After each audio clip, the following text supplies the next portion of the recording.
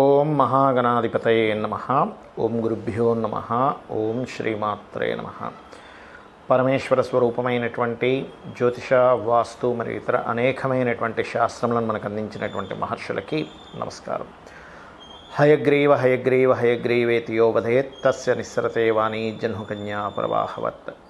అరుణాం కరుణాతరంగితాక్షీం ధృతపాశాంకుశపుష్పబాణచాపాం అనిమాదిభిరావృతాం మయూకైః అహమిత్యేవ విభావయే భవానీం. శ్రీమాత్రే నమః.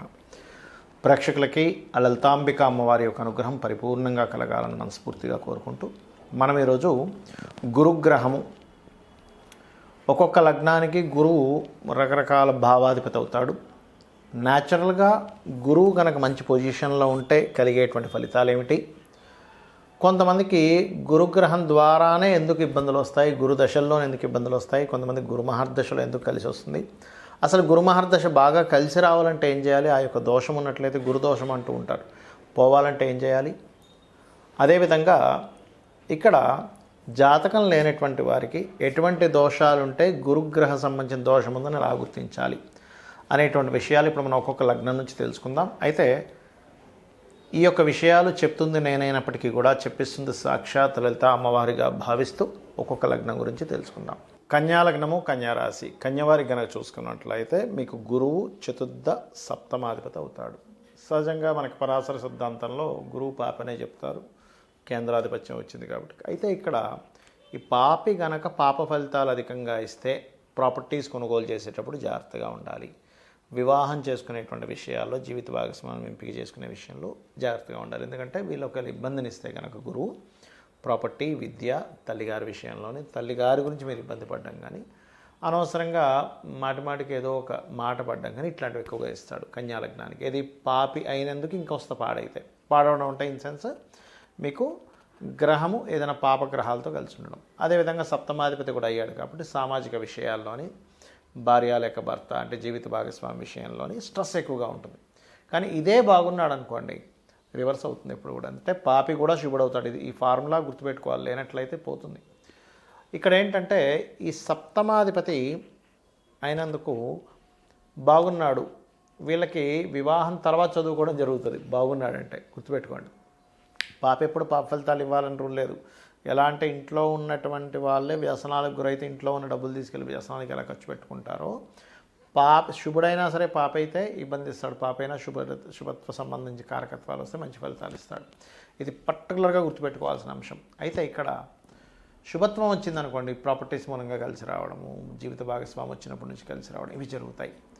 అయితే ఇక్కడ సరే ఇది పాపత్వం వచ్చింది, కానీ నేను నిజంగానే చదువు విషయంలో ఇబ్బంది పడ్డాను, లేనట్లయితే ప్రాపర్టీస్ విషయంలో ఇబ్బంది పడ్డానండి, వివాహం సంబంధించిన విషయంలో ఇబ్బంది పడుతున్నాను, సామాజికంగా ఇబ్బంది పడుతున్నాను మీరు అనుకుంటే కనుక నేను చెప్పేది ఒకటే, సింపుల్గా ఏం లేదు.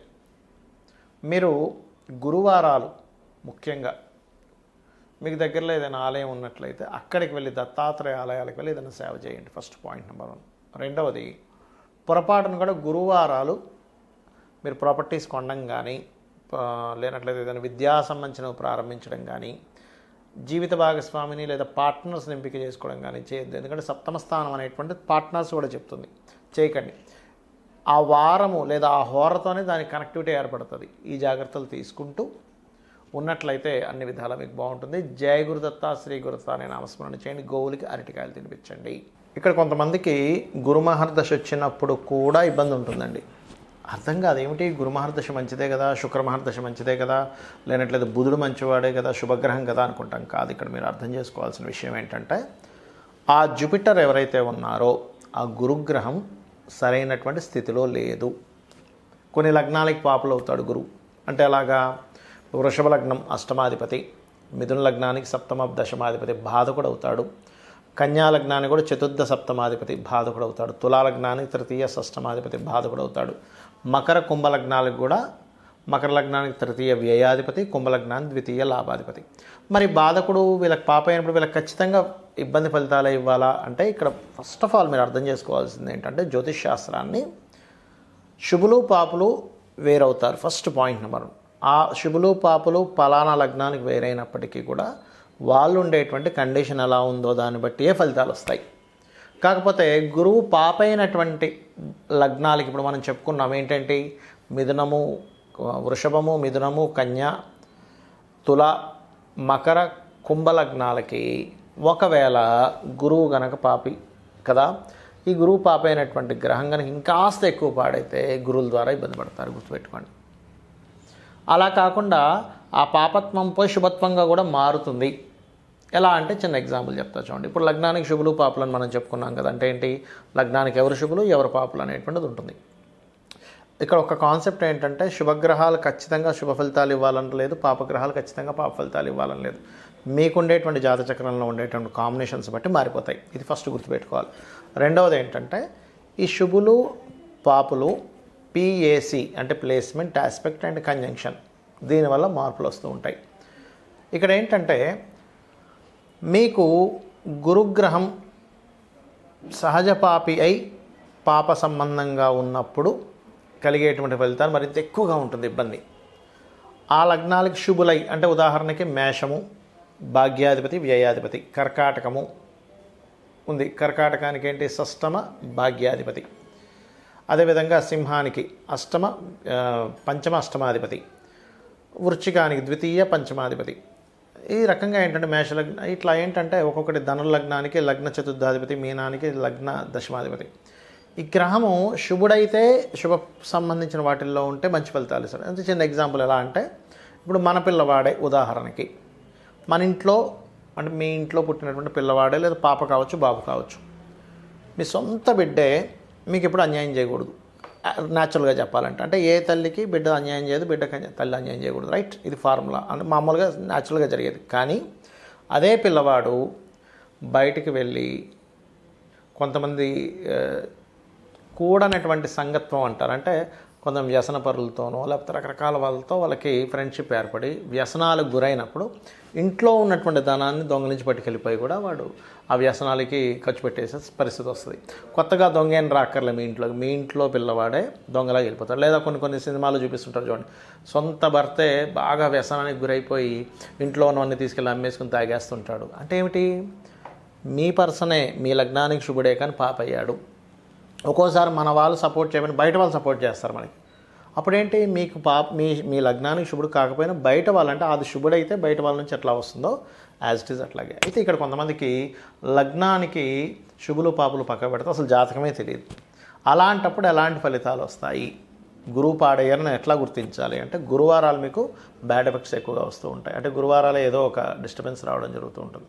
ఇక్కడ ఫస్ట్ ఆఫ్ ఆల్ మనం అర్థం చేసుకోవాల్సింది ఏంటంటే ఎందుకు గురువు పాపిగా అవుతాడు, గురుగ్రహం ఎందుకు మీకు ఇబ్బంది ఇస్తుంది అంటే పూర్వజన్మల్లో గురుద్రోహం చేసిన వాళ్ళై ఉంటారు వీళ్ళు.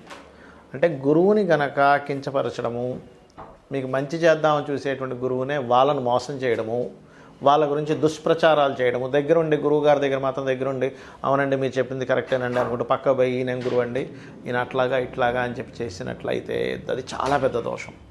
మీకు నచ్చలేదు పక్కకి వెళ్ళిపోండి, ఆయనకి వ్యసనాలు ఉన్నాయి లేకపోతే ఇంకోటి ఉన్నాయి, పక్కకి వెళ్ళిపోండి, సైలెంట్గా వెళ్ళిపోయి మీ పని మీరు చేసుకోండి. అంతేగాని అనవసరమైనటువంటి దుష్ప్రచారాలు చేయకూడదు. అలా అని మరి చాలా దారుణాలు జరుగుతున్నాయండి నేను దాన్ని బయట పెట్టకూడదా అని అంటే అప్పుడు వేరు. బాగా దారుణాలు కొంతమంది చూస్తుంటాం మనం, డేరా బాబాలని మనం చూసాము. అట్లాంటి వాళ్ళు ఎవరైనా సరే ఇబ్బంది పెడితే అది మీరు అక్కడ అర్థమైపోయింది సిచ్యువేషన్, అప్పుడు వేరు. అంతేగాని కొన్ని మనస్పర్ధలు వచ్చాయని లేనటువంటివి అవతల వాళ్ళకి ఏదో చెప్పేసి చేయడం మాత్రం కరెక్ట్ కాదు, గుర్తుపెట్టుకోండి, రైట్? అయితే ఇక్కడ మీకు గురుగ్రహ బలం ఎవరికైనా సరే పెరగాలంటే కొన్ని మార్గాలు ఉన్నాయి. ఏమిటది అంటే ఒకటి దత్తాత్రేయుడి యొక్క ఆరాధన చేయడం, అంటే జయ గురుదత్త శ్రీ గురుదత్త లేదా దిగంబర శ్రీపాదవల్లభ దిగంబర. గురుగ్రహం లోపించిందనుకోండి సంతానానికి కూడా ఇబ్బంది ఇస్తూ ఉంటుంది. అదేవిధంగా గోవుకి మనకి చూడండి అరటికాయలు అంటారు, అరటికాయల్ని చక్కగా తినిపించడం గోవుకి. దత్త క్షేత్రాలకి వెళ్ళడం, దత్త పారాయణం చేయడం, వీలున్నప్పుడల్లా కూడా మామిడి పళ్ళు అరటిపళ్ళు లాంటివి ఆలయాల్లో కానీ లేనట్లయితే బ్రాహ్మణులకు కానీ దానంగా ఇవ్వడం, ఇవి ఎక్కువగా చేస్తుండాలి. ఎక్స్పెక్టేషన్స్ అనేది గురువు పాడేయాలంటే మీరు అక్కడి నుంచి ఇంకేదైనా పొందుదామని చూస్తూ ఉంటే ఏమైపోతుందంటే అది రివర్స్లో మీకు ఇబ్బంది ఇస్తూ ఉంటుంది. కాబట్టి ఇది ముఖ్యంగా తెలుసుకోండి. సర్వసాధారణంగా గురువు ఏంటంటే శని రాహు సంబంధం మూలంగా పాడవుతుంటాడు, గురు చండాల యోగం అంటూ ఉంటారు. కొంతమందికి నీచభంగ రాజయోగం జరుగుతుంది మళ్ళీ గురువు ద్వారా, అది వేరు.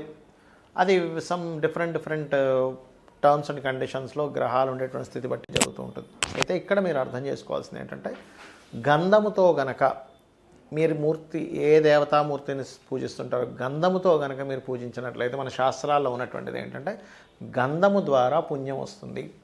ఆ పుణ్యము మీరు పూర్వజన్మలో చేసినటువంటి పాపము మిమ్మల్ని ఇబ్బంది పెట్టకుండా అడ్డుకొని మిమ్మల్ని కాపాడుతూ ఉంటుంది. కాబట్టి మీరు ఏం చేస్తారు, మీ జన్మజాతకంలో గురువు పాడైతే నేను చెప్పినటువంటి దానాలు ఇవ్వండి. శనగలు లేదా ఎల్లో కలర్ వస్త్రం కూడా ఇవ్వచ్చు. లేదా ఆ గ్రహం ఏ గ్రహాల ద్వారా కంజంక్టై పాడైందో ఆ గ్రహాలు కూడా ఇచ్చుకోవాలి. అంటే గురువు ఉదాహరణకి శనితో కలిసినాడు, శనికి ఇవ్వాలి. గురువు రాహుతో కలిసినాడు, రాహుకి ఇవ్వాలి. గురువు నీచబడినటువంటి కుజుడితో కలిశాడు, అప్పుడు కొంచెం కుజుడికి ఇవ్వాలి. ఎందుకు, నీచబడినటువంటి గ్రహం పక్కన ఉండడం వల్లే గురువు పాడైంది కదా. ఇప్పుడు ఎట్లా అంటే చిన్న ఎగ్జాంపుల్ చెప్తా చూడండి. ఇప్పుడు మనం ఊపిరి పీల్చుకుంటున్నాం, జలుబు పట్టేసింది బలంగా. ముక్కుది కాదు దోషం, జలుబు రావడం వల్ల మీకు ఊపిరి సరిగ్గా పీల్చుకోలేకపోతున్నారు. అప్పుడేంటి, ఆ జలుబును తొలగిస్తే ఊపిరి బాగా పీల్చుకోగలుగుతారు. అంటే ఏంటి, గురుగ్రహం ఏ గ్రహం ద్వారా పాడైందో ఆ గ్రహానికి చేసుకోవాలి. ఆ గ్రహానికి కనుక చేసుకుంటే ఖచ్చితంగా మీకు బాగుంటుంది. ఇంకోటి ఏంటంటే పాజిటివ్ థాట్స్. ఎప్పుడూ ఎవరికైనా సరే సహాయం చేద్దామా, ఎవరికైనా గైడింగ్ చేద్దామా. మిస్గైడింగ్ చేయడం చేస్తే కూడా గురుదోషం వస్తుంది. ఎవరికైనా మిస్గైడింగ్ చేసాము, గురుగ్రహ దోషం, నెక్స్ట్ జన్మలో గురువు సరైనటువంటి సిచ్యువేషన్లో ఉండడు. ఎవరికైనా అనవసరంగా దూషిస్తున్నాం, గురుగ్రహం సరిగ్గా ఉండదు, వాళ్ళకి పాడైపోతుంది.